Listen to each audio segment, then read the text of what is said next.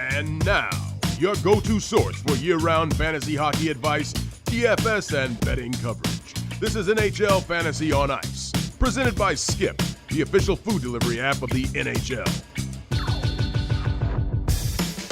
Big news week in the NHL with tons of fantasy implications, brought to you by good friends over at Skip. It's time for another episode of NHL Fantasy on Ice, Week 7, Mailbag Edition. Nick Alberga and Jake Hahn with you. What's going on, Jake? Nick, we're about a week away from Thanksgiving here, and I'm ready to stick a fork in a bunch of teams in the National Hockey League. So we'll get to that comment and all of our other comments on this podcast, brought to you by Skip. Skip to the good part and get groceries, meals, and essentials delivered right to your door on Skip. Nicely done, Jake. We got a turkey-sized announcement off the top. Chris Meany, you folks know him well from NHL.com and NHL Fantasy, the newest member of the team.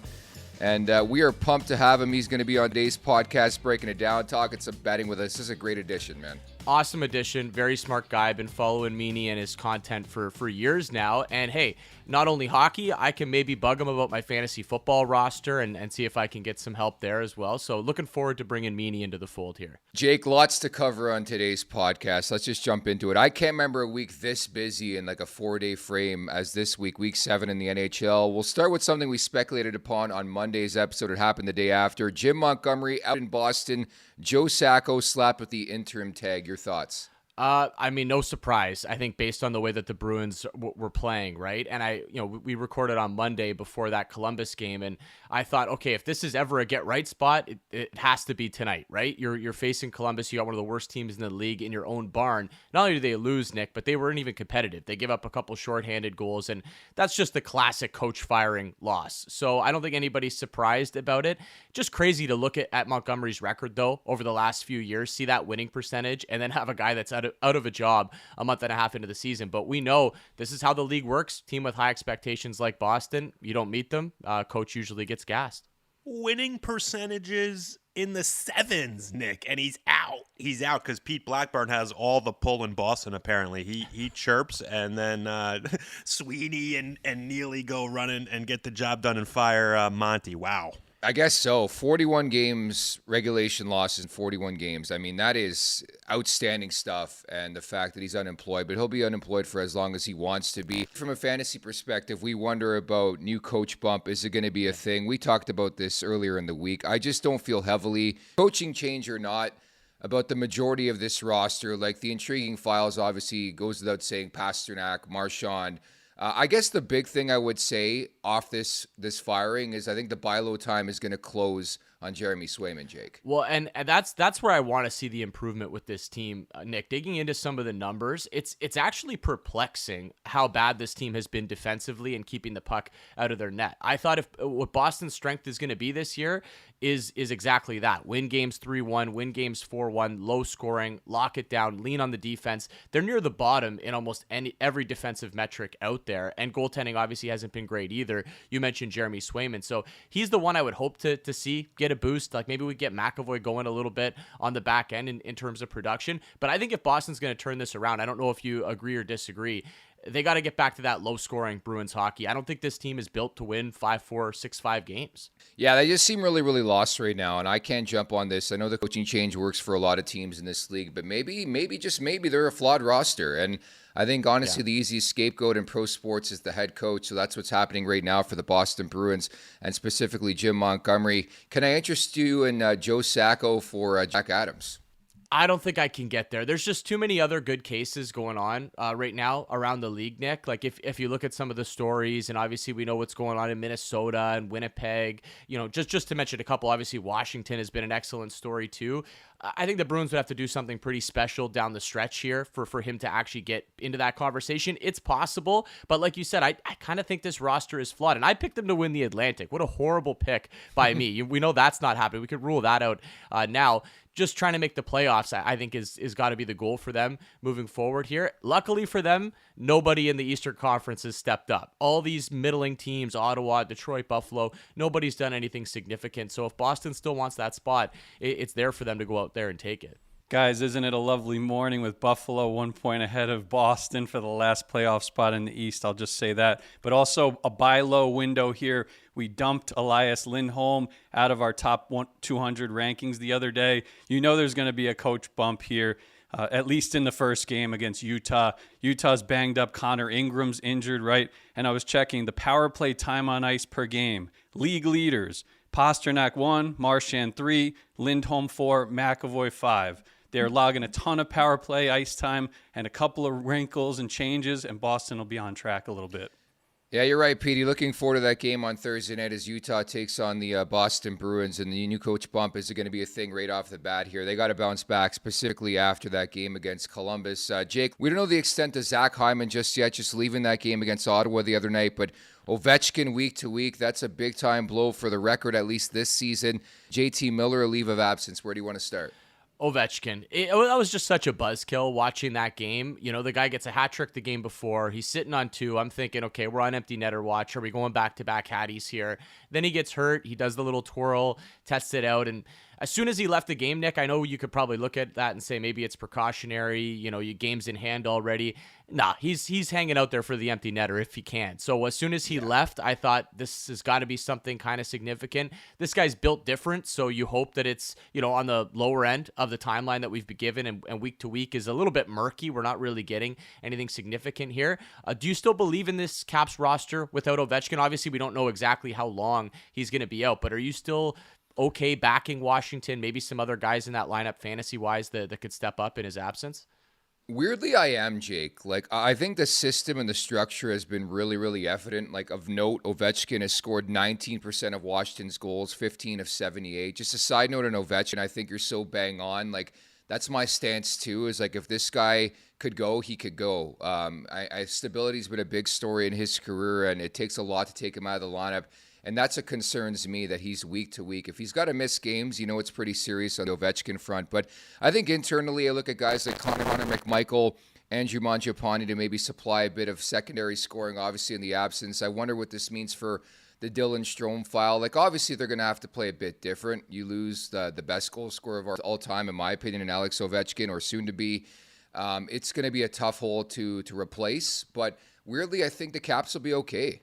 Well, and there's a lot of power play time to replace as well, as you know, because Alex Ovechkin's PP1, PP2, if there was a PP3 and a PP4, he would also be on those units as well. The guy does not leave the ice when there's a power play, so significant amount of time to soak up there. I don't know exactly who's going to get it. Mangiapane is an interesting name, a guy that hasn't really gotten a lot of power play time, or at least first unit power play time throughout the course of his career. Great even strength player, and when he does get the time, I think he's a player that could be effective in that role, so maybe something to keep an eye on there. But I still like a lot of these files in Washington, Nick. And how many times do we see a star player go out in any sport? But obviously we're focused on hockey here. Star player goes out and the team elevates their game. We're seeing it in Toronto right now with Austin Matthews out of the lineup. Yeah, that's exactly it. They're 6-1, and that's something I did want to get to on today's podcast. Just the infirmary for the Leafs continues. Matthew Knies, the latest, looks like a conky for him, but no Matthews, no Knies, no Domi, no Kampf, Pacioretty, Yarncroke. The list goes on and on and on. Anybody in that top 6 interest you?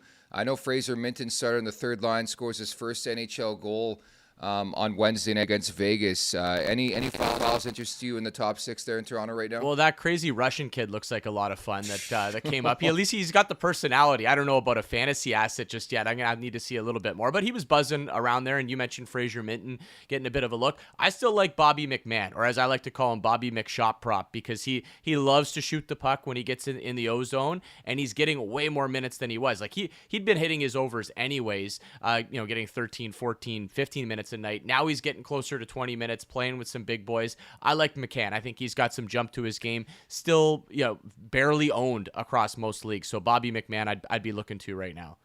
I'm playing the shot prop on Sunday, by the way, against Utah with Bob McMahon. He's been shooting the puck at a crazy rate. Speaking of which, so Austin Matthews, I guess the Leafs disclosing that he was over in Munich. Now, naturally, delivered by Skip, plenty of questions, courtesy. And speaking about Austin Matthews, if you're a Matthews owner right now, Jake, how you feeling? Because I don't know, like a lot of people I advised in the last couple of weeks to buy low on this file, but that concerns me that he went across the pond to seek help here. I think if we were ranking this on a concern meter of 1 to 10, at first when you saw day to day, you were like, you were just at the 2 range. You're thinking, okay, this is nothing.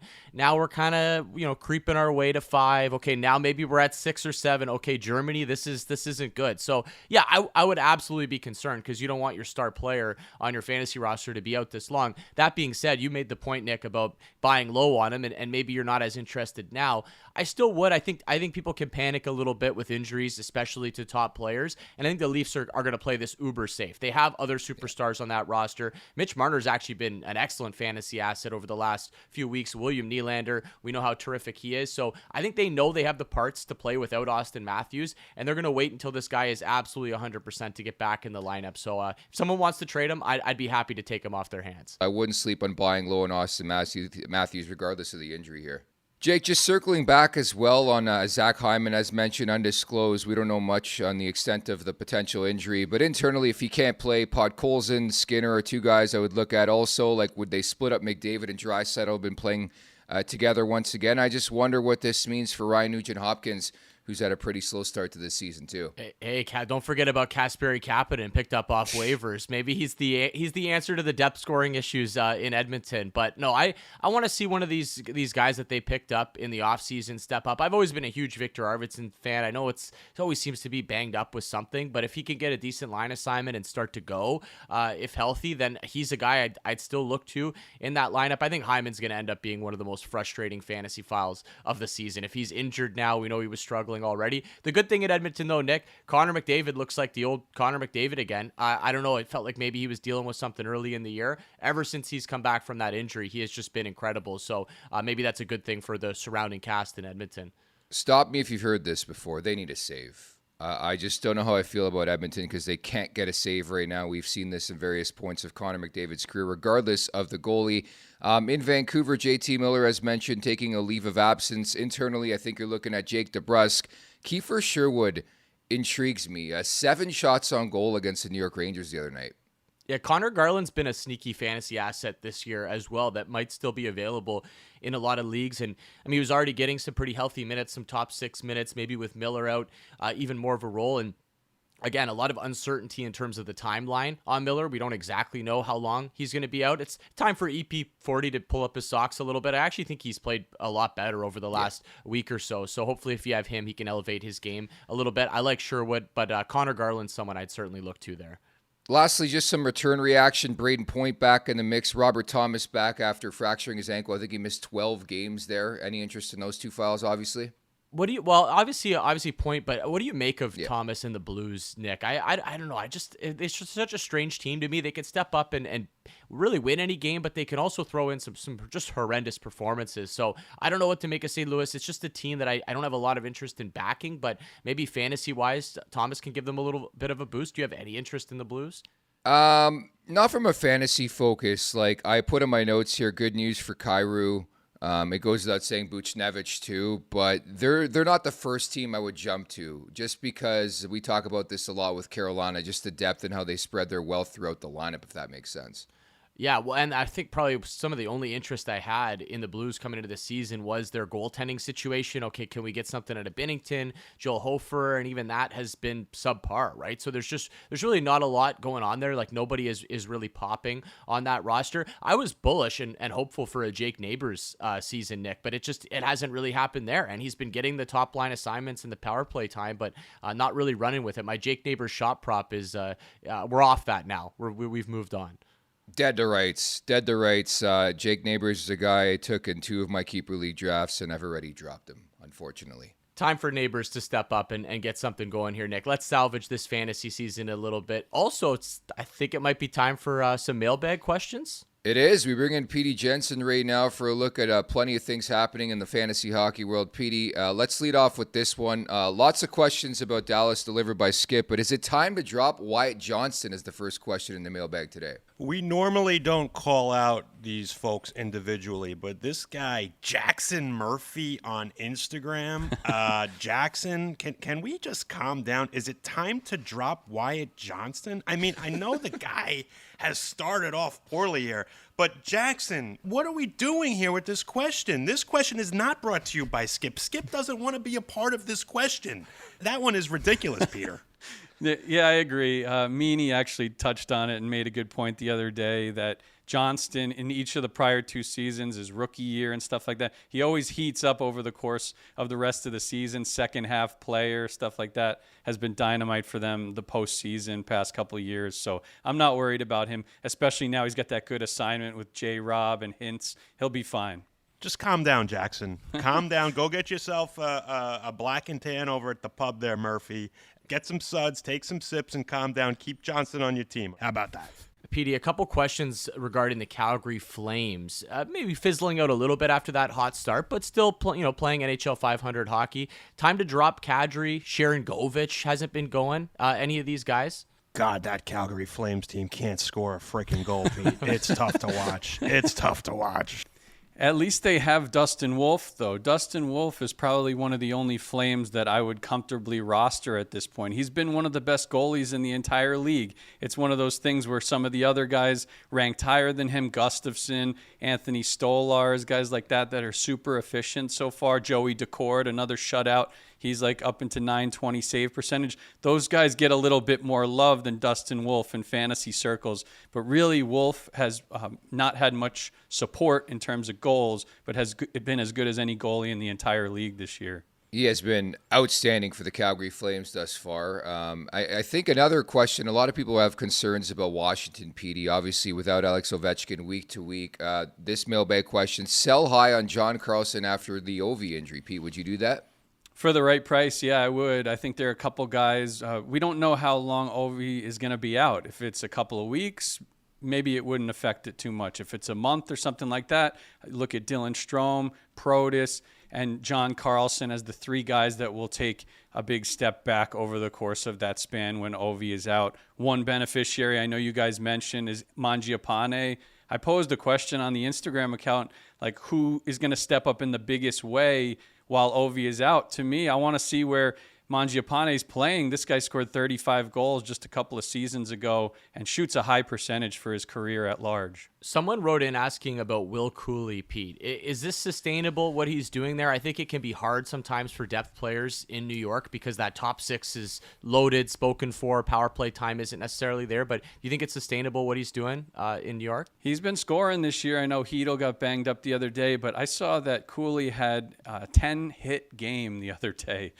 So that is rare air for sure. Yes, I think it is sustainable. I think there is a void in the secondary scoring in New York. If he can bring some toughness, could be a good thing for the postseason to help the Rangers get over the hump. And meanwhile, in fantasy, I think he's definitely worth rostering with this sprinkle of scoring. What to do with JT Miller is a big question stemming off the week, because I don't know if he's going to go on actual IR here, Pete. That's the question too, right? Yeah, he's just too good to ever drop or something like that. So you're just going to have to keep a bench spot for him for whatever it is, 6 games or maybe more. Hopefully everything's good on that front long term. But I think that you just got to have to wait it out with Vancouver and stuff like that. Vancouver's top 6 right now without Miller is ugly right now, unfortunately. We hope Miller is back very soon. Speaking of ugly, this one's ugly, Pete. Can I interest you in some Anaheim Ducks? Is it time to maybe take a chance on a Trevor Zegras, a Cutter Gauthier? I feel like we're going to do the Zegras trade rumor dance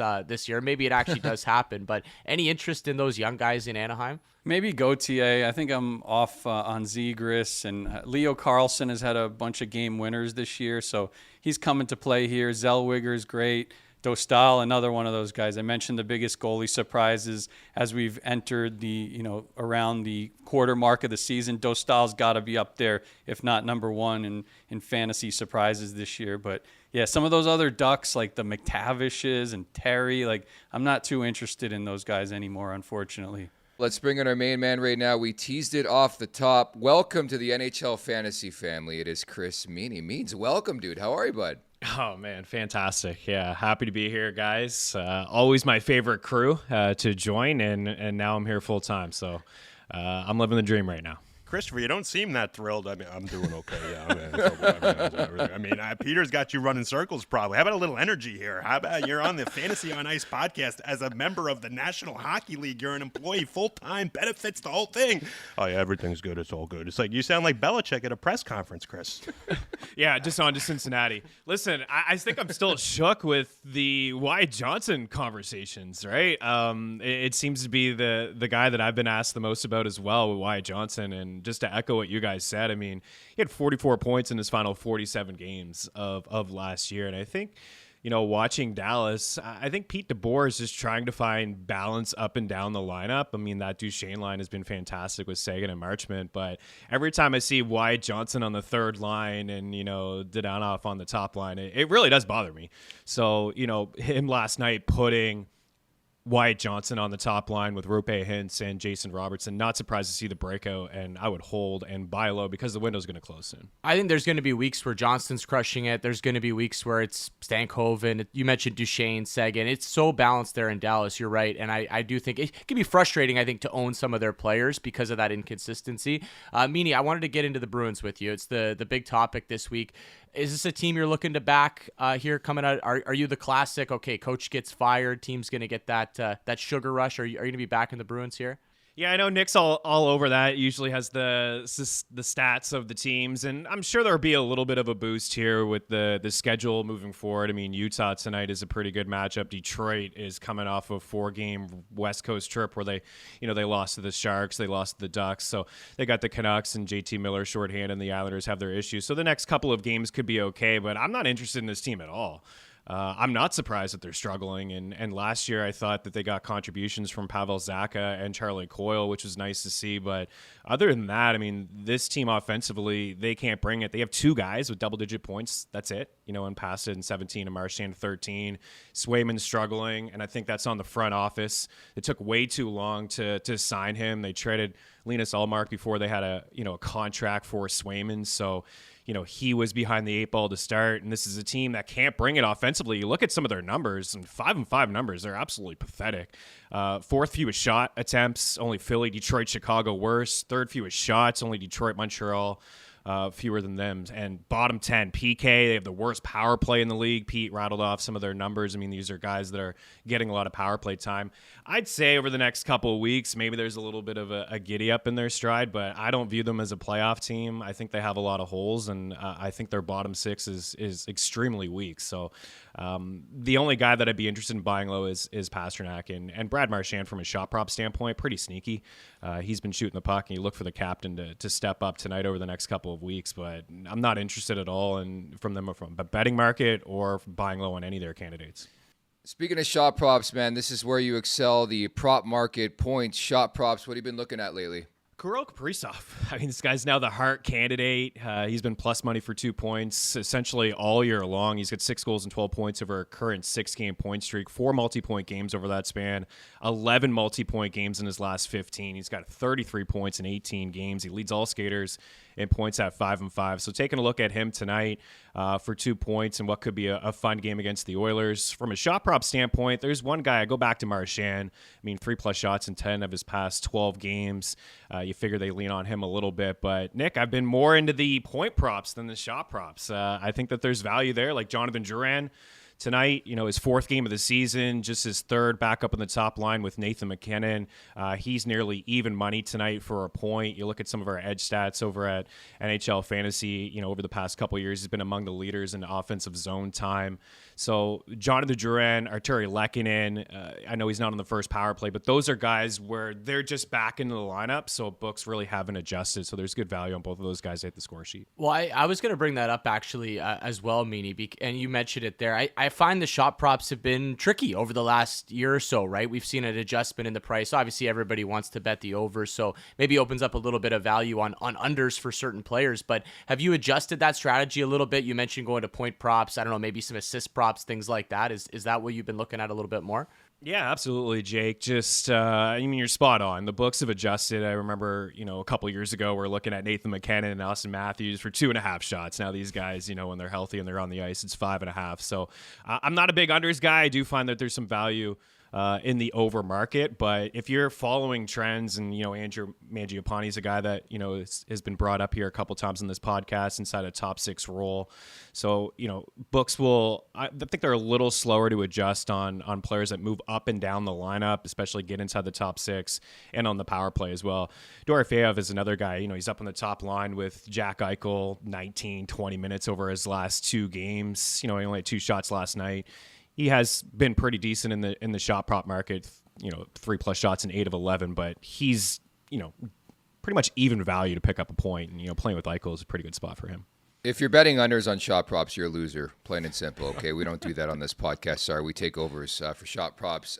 So I think naturally, looking at the games over the next couple days, a lot of action. But like the Boston game intrigues me to see how the response looks like with Joe Sacco. As the play means Boston in regulation, like we think there's going to be a bounce back after they've just clobbered by Columbus the other night, right? Yeah, I still feel a little hesitant to put my hard-earned bucks on the Boston Bruins, but yeah, given the fact that the coaching change and Montgomery, the short end of the stick. I heard you guys talk about it. This is a guy that's rattled off a lot of wins in Boston, but this is a team that of course they have high expectations. So I would take a look at them tonight, maybe in 60.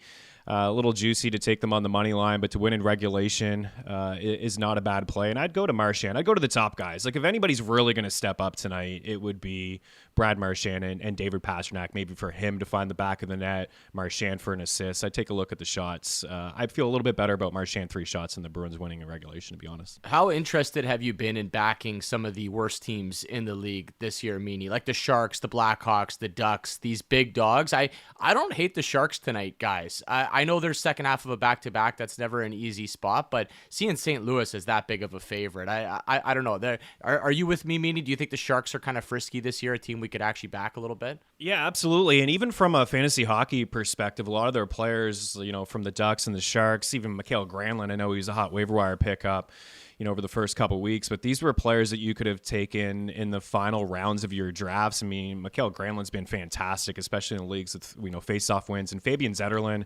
is certainly interesting to me. He had the breakout campaign last year, 24 goals and 44 points. He's up on the top line, getting top power play time with the Sharks. He's got 11 points in his last 13 games, and he covers a lot of categories for you too if you're in leagues with shots, hits, and blocks. And Binnington is another guy, right? An .887 save percentage, 21 goals allowed in his last 5. So I'd get behind the Sharks and the Ducks too. They play a high event brand of hockey. They're among the leaders in shot attempts, and they're among the leaders in allowing shot attempts. So it's fun from a fantasy perspective. Some overs have hit in their games this season, and I think Cutter Gauthier is a guy that people need to keep an eye on. He's got a couple goals over his last couple games. He loves to rip it too.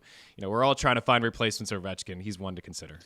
Couple other spots I like. I mentioned the Bob McMahon shot prop on Sunday, Toronto and Utah. I like the 3-way, Vegas-Ottawa 3-way on Thursday. The Golden Knights coming off a loss to Toronto. Ottawa, yeah, surprise, surprise, that team coming off a stinker against Edmonton. It's Samsonov against Allmark. There's a bit of beef there, so I think a point could be in line for both those teams. And give me the Montreal reverse puck line on Saturday against Vegas. They always play the Golden Knights tough, and you know that means because you're a Habs fan, right? Yeah, I do know that. They've had some really great games against Vegas, so I like that call by you.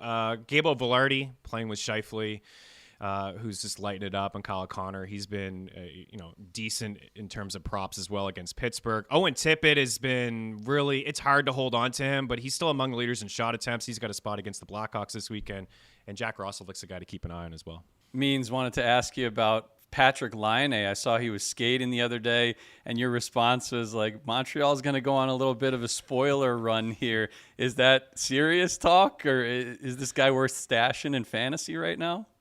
Absolutely is worth stashing. I don't know if they're going to go on a serious run. They have a lot of holes defensively. They give up a lot of rubber and a lot of chances, scoring chances, high danger chances, but their special teams has been great. Power play's been good, PK's been good, and you expect him to jump on the top power plays. So again, another guy, it's impossible to replace for Ovechkin, but he loves to shoot the puck, and the Habs have juggled their lines around a little bit, so I could see him playing with Suzuki right off the hop. Last one for me. Can we get Big Val going, guys? It's only a couple games. I'm not gonna worry too much, and maybe there's a little bit of an easing in process. But let's fire up the Big Val props tonight against Washington. Goal, shots. I want to see him get going a little bit here. Okay. I have one pick and one spot I like. And I've been pretty good with the picks. I have to say, who screwed me the other night? The Avalanche up 3-0 with like 6 minutes left in the third period, and then the Flyers score 2 garbage goals, lose the puck line bet. But a team I mentioned earlier, I can't stand watching. I don't know who's got the worse offense, the Predators or the Flames. I'm not sure. But I'm going out to the Saddle Dome tonight, and I'm taking the Flames over the New York Rangers at a nice price. The Rangers off that Vancouver, Calgary swing. Calgary's tough to watch from an offensive perspective, but Wolf in goal has been good. I like the Flames tonight at home. Plus money, folks. Plus money.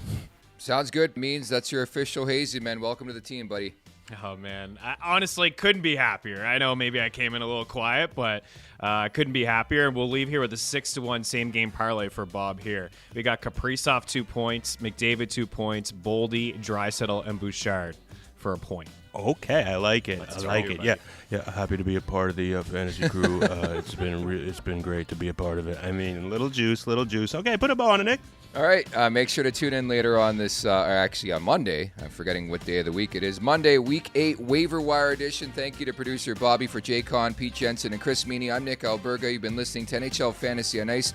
Delivered by Skip. Skip to the good part and get groceries, meals, and essentials delivered right to your door on Skip.